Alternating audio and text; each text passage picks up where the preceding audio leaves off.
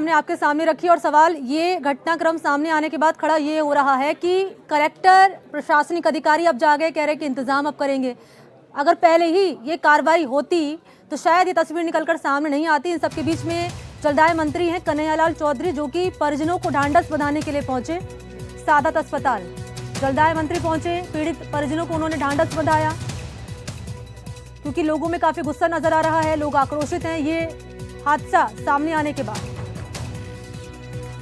तो परिजनों से मिले जलदाय मंत्री कन्हैयालाल चौधरी, ये तस्वीर आपके सामने रख रहे हैं। उन्हें ढांढस बंधाया, आश्वासन दिया उन्हें।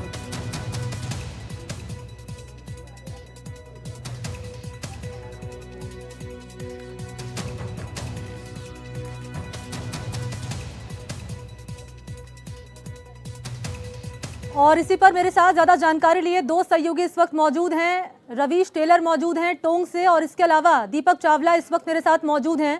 पहले रवीश, आपके पास आते हुए आपकी रिपोर्ट हमने देखी थी और आप सवाल खड़ा कर रहे थे ये कि इंतजाम करने की बात कह रहा है प्रशासन, लेकिन सवाल ये है कि पहले अगर ये तैयारी कर ली होती तो शायद आज ये 8 युवक हम सबके बीच में जिंदा होते, ये हादसा सामने नहीं आता।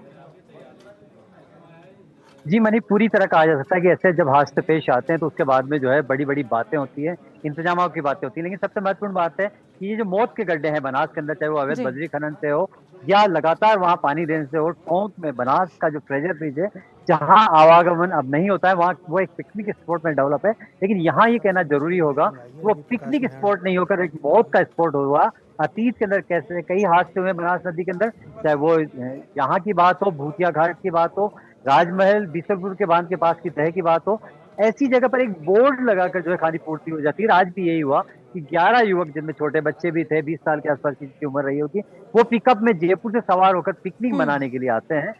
पता है कि ईद का त्योहार चल रहा है, लोग पिकनिक के लिए आ रहे हैं, लगातार जो है बनास पहुंच रहे हैं, भीड़ रहती है। लेकिन शायद किसी ने भी ये हिमाकत नहीं की, ये इंतजाम नहीं किए कि पानी में, गहरे पानी में जहाँ पानी के भंवर बनते हैं, क्योंकि वहाँ ठहरा हुआ पानी है, चट्टाने हैं, वहाँ पुलिस का जाब्ता हो या वहाँ सूचना बट लगा हो, उनके रोकने के इंतजाम हो या रेस्क्यू के लिए एनडीआरएफ एसडीआरएफ की टीमों के वहां तैनाती हो, ऐसा देखने को नहीं मिला। एक बच्चा डूबा, गहरे पानी में गया, दूसरे ने उसे बचाने की कोशिश की, लगातार ये सिलसिला बढ़ता रहा। 3 जो बच्चे बचे हैं वो इस तरह बचे हैं कि वो खाना बनाने का काम कर रहे थे, जो जानकारी हमें जिला कलेक्टर जितेंद्र कुमार सोनी ने दी। लेकिन महत्वपूर्ण बात यह है कि यहाँ पर अस्पताल में हंगामे के भी हालात हुए, भीड़ भी जुटी, भीड़ में गुस्सा भी था। तो कलेक्टर पहुंचे हैं, जलदाय मंत्री पहुंचे हैं और भी जो है अमित कागजी पहुंचे हैं। अभी जो है जहां मैं मौजूद हूँ, पोस्टमार्टम रूम के बाहर मौजूद हूँ, यहाँ पर जो है भीड़ है। अब शायद इनको जो है यहाँ से जो है परिजनों के साथ जो है भेजा जा रहा है और तैयारी है। कलेक्टर एसपी जो है यहाँ मौजूद थे, एसपी साहब से हमारी बात हुई, कलेक्टर साहब से बात हुई हमारी। कुल मिलाकर जो है गाड़ियों को जो है लगा दिया गया है, ये एम्बुलेंस जो है तैयार है। जयपुर के अलग अलग क्षेत्रों के, जिसमें हसनपुरा का क्षेत्र है, घाटगेट का क्षेत्र, रामगंज बाजार है, पानी पैच है, कुल मिलाकर जो है 8 शवों को जो है यहाँ से लेके जाया गया है। बाकी दुखद है, लेकिन एक सवाल खड़ा करती है कि अगर समय रहते बचाव के उपाय हो, सुरक्षा के तमाम इंतजाम हो, और दूसरी बात जनता की जो है महत्वपूर्ण मुद्दा है कि हम खुद जो है जनता, आम जन भी जो है लापरवाही करता है, ऐसे मौत के या ऐसे खतरनाक गड्ढों पे पिकनिक स्पॉट पर पहुंच कर जो है जिस तरह की पिकनिक मनाई जाती है, जिस तरह का जो है जिसे कहते हैं कि लापरवाही के उदाहरण देखने को मिलते हैं, वहाँ पुलिस की भी नहीं सुनी जाती, आम लोगों की भी नहीं सुनी जाती।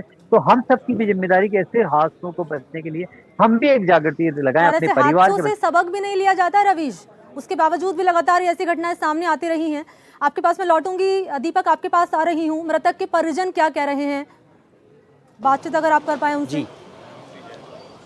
देखिए बिल्कुल बिल्कुल बिल्कुल बिल्कुल देखिए, मैं जयपुर के हसनपुरा में हूँ। यहाँ से जो है 3 जो व्यक्ति है वो थे, नौशाद है और उनके बेटे हैं और उनका एक भतीजा है। तो हसनपुरा से 3 है, उसके अलावा घाटगेट है और इसके साथ ही चांदपोल है। मैं इस समय हसनपुरा में हूँ। जो नौशाद है उनके भाई है, क्या कह के गए घर से, क्या कह के गए थे और कैसा आपको खबर आई? 1 बजे निकले थे यहाँ से, तो वहाँ से तो फ़ोन आया था, हम पहुँच गए। मेरे पास फ़ोन आया था, पहुँच गए हम वहाँ से।